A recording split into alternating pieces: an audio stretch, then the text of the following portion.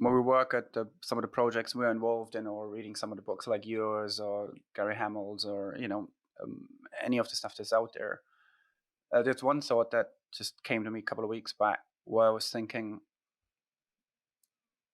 if you're really looking at how many people are ready to do some of that in that sense and have that mindset, is that actually most of us, when you get older, you sort of eventually have a family and you have a couple of people to take care of, and you're basically working in some kind of, let's call it a team, right?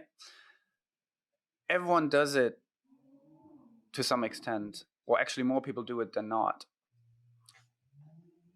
Do you think there's just a view shift of that, to say, actually, you're already in a self-managed environment every day of your actually personal life?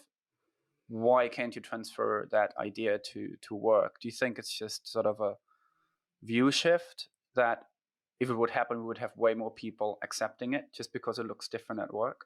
Yeah, I mean, I think Gary Halmel has a great quote about this, that, we purchase houses and mortgages and things Yeah. in our personal lives. Why should I have to get permission to requisition an office chair, Um, but also what I'm kind of interested in as well is challenging that narrative a little bit, because actually, yes, we self-manage a lot of elements of our life, but if you think about relationships, a lot of us have some kind of hierarchical dynamic in our family, and that varies kind of culturally around the world, I guess. But also, in schools and universities and workplaces, it's very hierarchical. So I think it's still, even in our personal lives, think it's still quite a quite a new thing to shift to a way of working which is needed in self-management, which is much more about me being transparent and open and authentic. It's that, from reinventing organizations, it's that wholeness piece.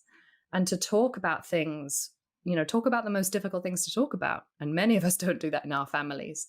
So in some ways, I think that the soft skills, if you want to call them that, of self-management, the relational skills, are new for us as human beings in some ways, I think, because I don't think we've tried to do that before, at least not at scale, or not, with such intentionality.